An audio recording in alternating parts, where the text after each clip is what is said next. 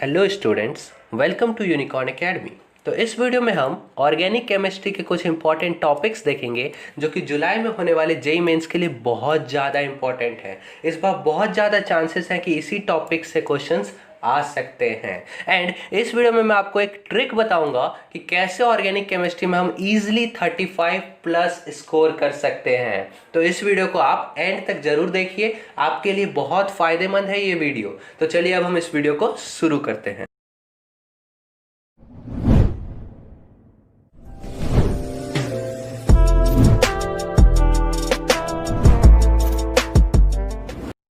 तो friends, NTA ने 2019 से जेईई मेंस लेना स्टार्ट किया है। उससे पहले एनटीए जेईई मेंस नहीं लेता था। तो 2020 में जो क्वेश्चंस आ सकते हैं उसका हमको क्लू कहाँ से मिलेगा? 2019 से। देखिए, सबसे पहले मैं आपको बताता हूँ कि एनटीए ऑर्गेनिक केमिस्ट्री को कितना प्रेफरेंस देता है। मतलब अगर एनटीए की बात पे चले तो ऑर्गेनिक, इनऑर्गेनिक और फिजिकल में सबसे ज़्यादा इंपॉर्टेंस वो ऑर्गेनिक केमिस्ट्री को ही देता है। ये बात देखिए, सबूत देता हूँ। ये देखिए, आप देखेंगे इसमें कि देखिए जनवरी के 8 स्लॉट्स हैं जो एग्जाम हुए थे एंड अप्रैल के 8 स्लॉट्स हैं।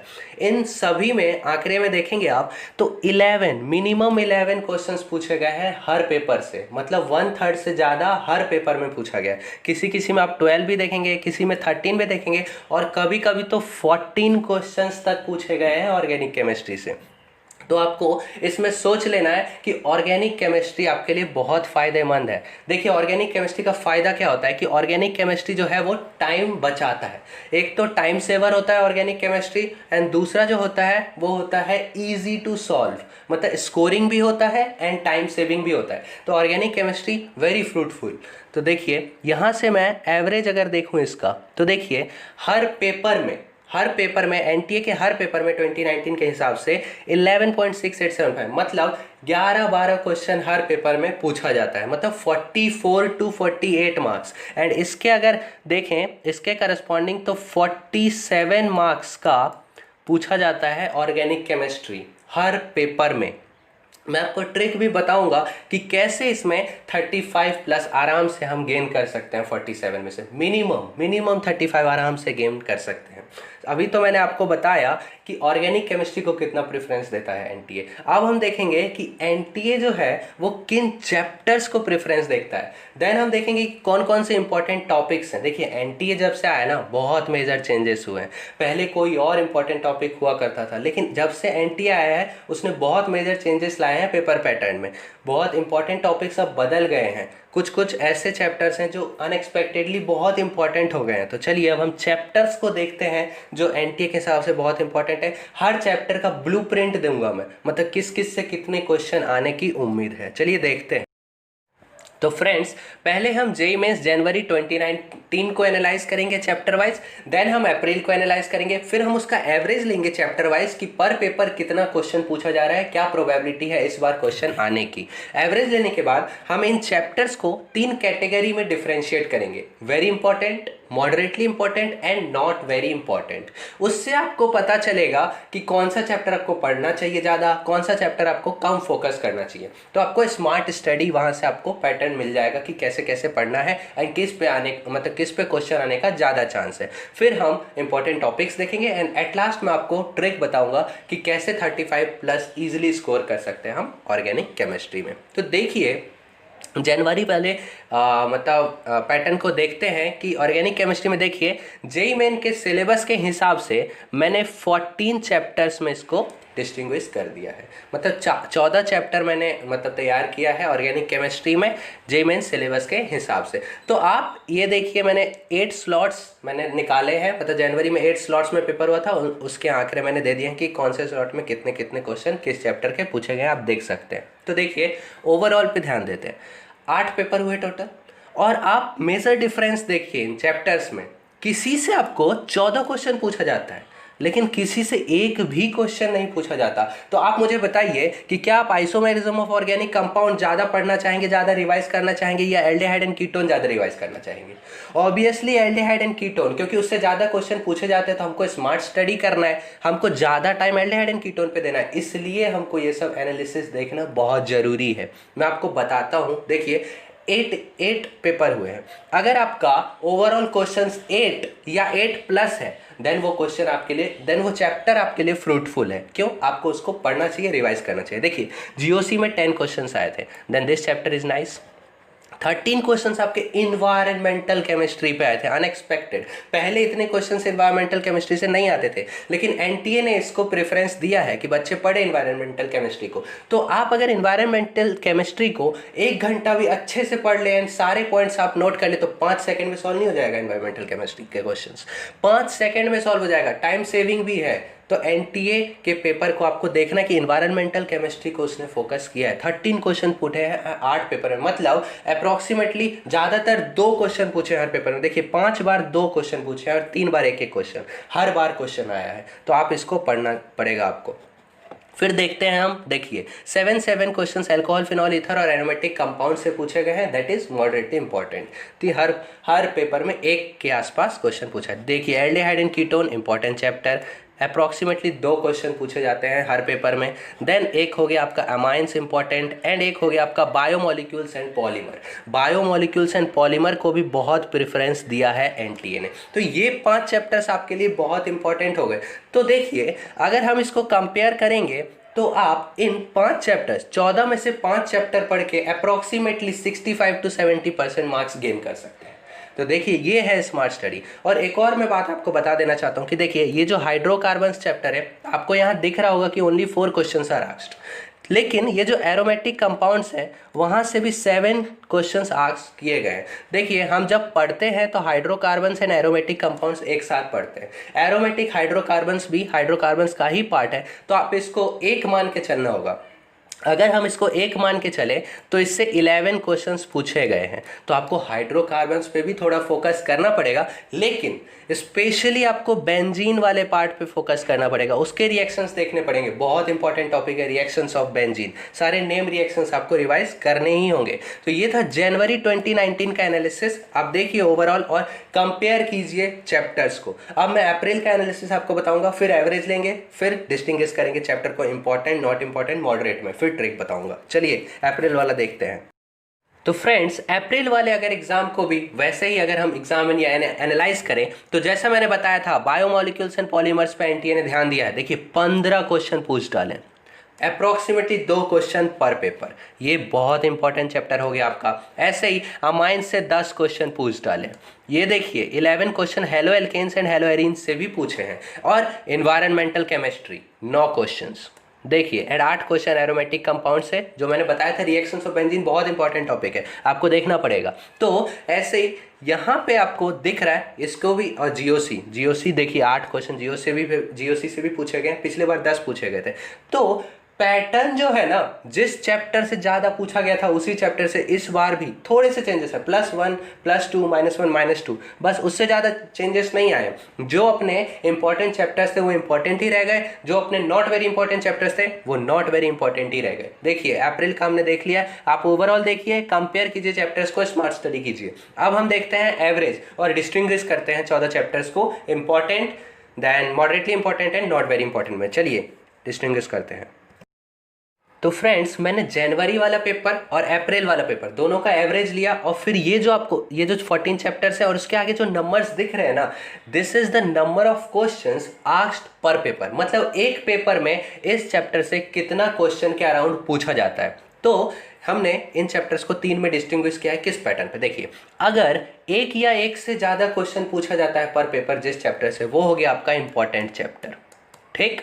अगर 0.65 से 1 के बीच में मतलब किसी चैप्टर से पूछा जाता है क्वेश्चन पर पेपर, तो वो हो गया आपका मॉडरेटली। मतलब आपका फर्स्ट प्रेफरेंस जो है वो इन चैप्टर्स पे होना चाहिए, देन सेकंड प्रेफरेंस आपका इन चैप्टर्स पे होना चाहिए। और जिनका लेस देन 0.65 है वो हो गए आपके नॉट वेरी इंपॉर्टेंट चैप्टर्स। मतलब आपको इन पे लेस फोकस देना है, इन चैप्टर्स पे, और इन पे सबसे ज़्यादा फोकस और इस पे मॉडरेट फोकस। चलिए डिस्टिंग्विश करते हैं। देखिए आपको कौन कौन से ऐसे चैप्टर्स मिलेंगे जिनसे हर पेपर में एक या एक से ज़्यादा क्वेश्चन पूछा जाता है। वो हो गया आपके इंपॉर्टेंट चैप्टर्स। चलिए उनको मार्क करते हैं। जीओसी जीओसी हो गया आपका एक इंपॉर्टेंट चैप्टर, इन्वायरमेंटल केमिस्ट्री हो गया important chapter, haloalkanes and haloarenes हो गया एक important chapter, aldehydes and ketones, और हो गया अमाइंस, और हो गया बायोमोलिक्यूल्स एंड पॉलीमर्स। तो कितने चैप्टर आपके इंपॉर्टेंट में आए?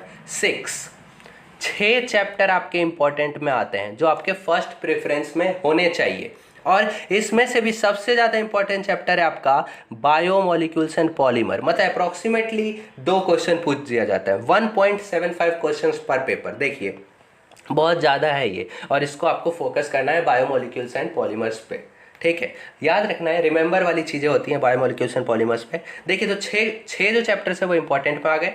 मॉडरेटली इंपॉर्टेंट की अगर बात करें तो कौन कौन से है मॉडरेटली इंपॉर्टेंट में? देखिए एक हो गया आपका एल्कोहल, फिनॉल एंड ईथर, 0.69 है इसका। एक हो गया आपका एरोमेटिक कंपाउंड्स। देखिए ये जो 2 टॉपिक्स हैं आपके, ये हो गए आपके मॉडरेटली इंपॉर्टेंट। और कोई है? नहीं, ये 2 टॉपिक है सिर्फ मॉडरेटली इंपॉर्टेंट में। एंड आपका नॉट वेरी इंपॉर्टेंट चैप्टर देखिए कितने सारे हो गए। ये देखिए 0.19, मतलब देखो 8 पेपर होगा, उसमें एक बार कभी क्वेश्चन पूछ देगा, तो क्या वो इंपॉर्टेंट है? नहीं।